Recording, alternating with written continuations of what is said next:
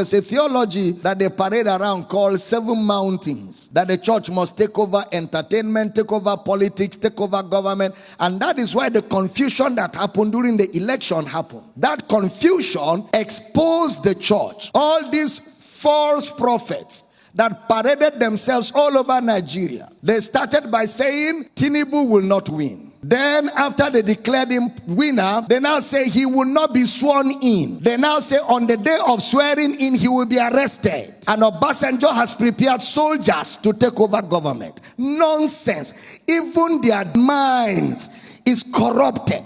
And that is why we keep saying, calm down, let's teach you Bible. You call us heretics. Let ignorance disgrace you before the world. Some churches fasted and prayed for Tinubu to die. The man is your commander-in-chief. Deal with that. That's how when Buhari entered office, a lot of Christians began to say he will die. They even said when he went to outside the country that he will not come back alive. Christians, churches, that he will die. The man did 8 good years and went home younger than when he became president, to show that the Lord is upright and there is no unrighteousness in him. God is not a killer. And with these false prophecies, they have destroyed the faith of many people. Because many people fasted and prayed sincerely that Tinubu should die. And their God traveled. So now if you ask them to pray, they are not sure God will answer. They have eroded their faith. They have shipwrecked their faith because of lack of understanding that there's a difference between the kingdom of God and the kingdom of this world. How many of you remember I told you that this thing, God is not involved? Did I tell you that? It's a contest. It's a competition amongst men. And in a competition, men set the rules. In a competition, men draw the borderlines. In a competition, men judge the competition. And in a competition, men announce the winner of the competition. True or false? Anything that a man will set the rule cannot be God. God is not a man. Your elections, the rules are set by men. Your constitution is drawn by men. It's not Bible. It's not God. It cannot be God.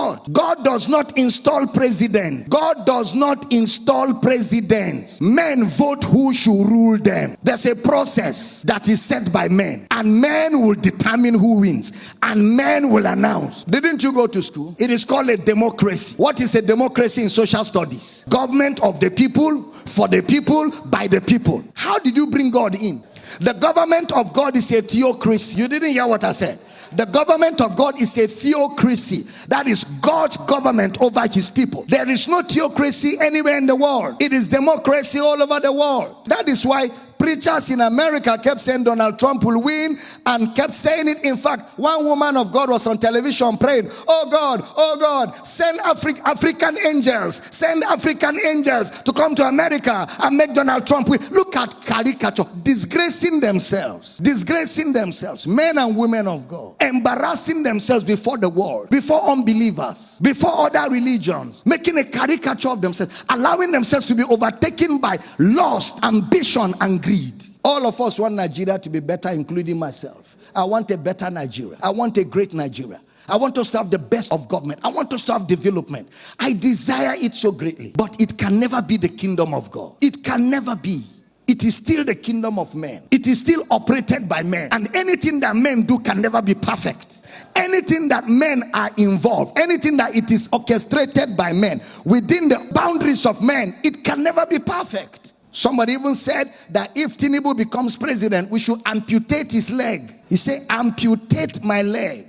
We're looking for him. Somebody even said he's a prophet. If Tinubu becomes president of Nigeria, there is no God in heaven.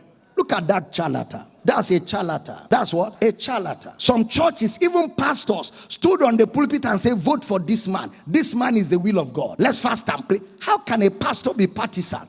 The pulpit is not a place for politics. The pulpit is a place, it is the pillar and the ground of the truth of the gospel. You don't use your pulpit except you don't know what the gospel is. And I don't blame them. Many of them don't know what the gospel is. They don't know what the gospel is.